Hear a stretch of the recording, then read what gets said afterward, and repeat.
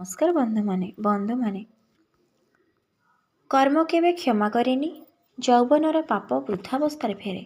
ଆଜି ଏ ଭିଡ଼ିଓ ମାଧ୍ୟମରେ ଏହାର ସମସ୍ତ ତଥ୍ୟ ଜାଣିବା। ଏହି ସଂସାରରେ ଏମିତି କିଛି ସତ୍ୟ ଅଛି ଯାହାକୁ ମଣିଷ ଚାହିଁଲେ ମଧ୍ୟ ଏଡ଼ାଇ ପାରେନି ବନ୍ଧୁମାନେ। ସେହି ସତ୍ୟମାନଙ୍କ ମଧ୍ୟରୁ ସବୁଠାରୁ ଭୟଙ୍କର, ସବୁଠାରୁ ନ୍ୟାୟସଙ୍ଗତ ସତ୍ୟ ହେଉଛି କର୍ମ। ଲୋକେ ଭାବନ୍ତି ଯୌବନ ଅବସ୍ଥାରେ କରାଯାଇଥିବା ପାପ ସମୟ ସହିତ କମିଯାଏ, କିନ୍ତୁ ଶାସ୍ତ୍ର ପୁରାଣ ଜୀବନର ଅନୁଭବ କହେ କର୍ମ କେବେ କ୍ଷମା କରେନି। ଯାହା ଆଜି ବୀଜ ଭାବେ ବୁଣାଯାଏ ସେଇଟା କାଲି ବୃକ୍ଷ ହୋଇ ଫଳ ନିଶ୍ଚିନ୍ତ ଦିଏ। ଏହି ଭିଡ଼ିଓରେ ଆମେ ଗଭୀର ଭାବେ ଏହି ବିଷୟରେ ଆଲୋଚନା କରିବା।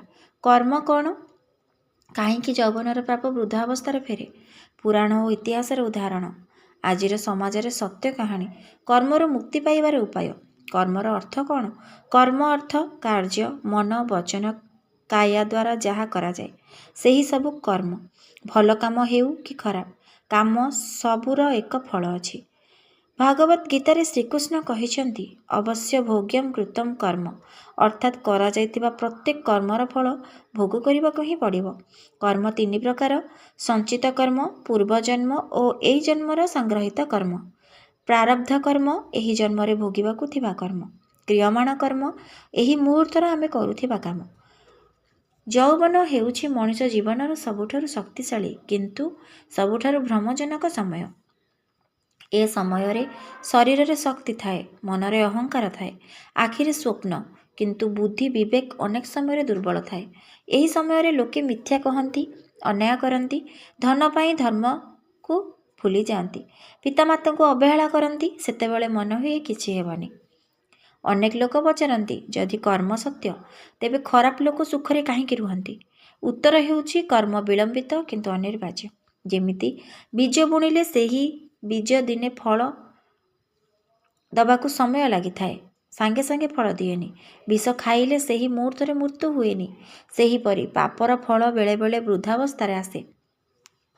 ଯେତେବେଳେ ଶରୀର ଦୁର୍ବଳ ହୁଏ, ସନ୍ତାନ ଦୂରକୁ ପଳାନ୍ତି, ଧନ ଥିଲେ ମଧ୍ୟ ସୁଖ ନଥାଏ, ସେତେବେଳେ ପୁରୁଣା କର୍ମ ଜାଗ୍ରତ ହୁଏ। ଯେ ଲୋକ ଯୌବନରେ ପିତାମାତାଙ୍କୁ କନ୍ଦେଇଥିଲେ ସେ ବୃଦ୍ଧାବସ୍ଥାରେ ନିଜେ କାନ୍ଦନ୍ତି। ରାବଣ ବଡ଼ ବିଦ୍ୱାନ, ବଡ଼ ଶକ୍ତିଶାଳୀ ଥିଲେ, କିନ୍ତୁ ଅହଙ୍କାର ଓ କାମନା ତାଙ୍କୁ ଧ୍ୱଂସ କରିଦେଲା। ସୀତାହରଣ ଏକ କର୍ମ, ଲଙ୍କା ଧ୍ୱଂସ ତାହାର ଫଳ। ଆଜିର ସମାଜରେ ଲୋକେ କହନ୍ତି ଭଗବାନ କିଛି ନାହାନ୍ତି, କର୍ମ ଫର୍ମ କିଛି ନାହିଁ, କିନ୍ତୁ ସତ୍ୟ ହେଉଛି କର୍ମ ଦେଖାଯାଏ ନାହିଁ କିନ୍ତୁ ଅନୁଭବ ହୁଏ। ଆଜି ଯେ ଲୋକ ଠକେଇ କରି ଧନ ନେଉଛି, ମିଥ୍ୟା କହି ପଦ ମିଳାଉଛି, ଅନ୍ୟର ଦୁଃଖରେ ହସୁଛି, ସେ ଭାବୁଛି ମୋ ସହ କିଛି ହେଲାନି, କିନ୍ତୁ କର୍ମ ନିଶ୍ଚିନ୍ତ ହିସାବ ସହିତ ସବୁ ରଖୁଛି। କର୍ମ ଦିନେ ନା ଦିନେ ନିଶ୍ଚିନ୍ତ ତା ପାଖକୁ ଫେରିବ ଫଳ ନେଇକି।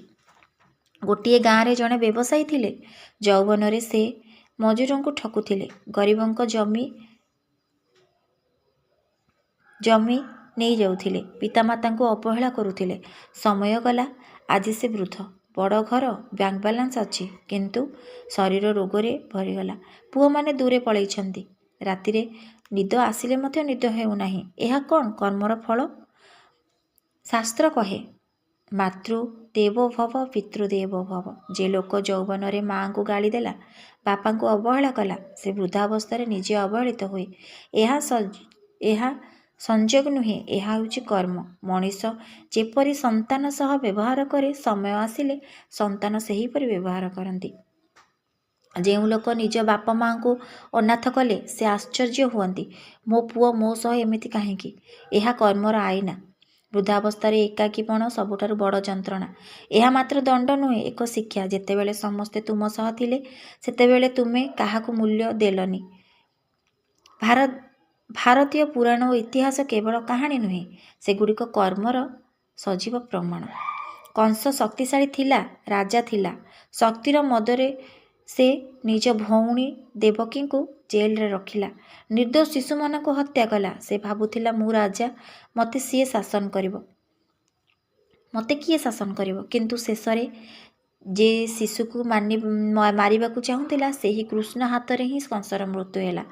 କର୍ମ ମଣିଷର ଅହଙ୍କାରକୁ ଭାଙ୍ଗିଦିଏ।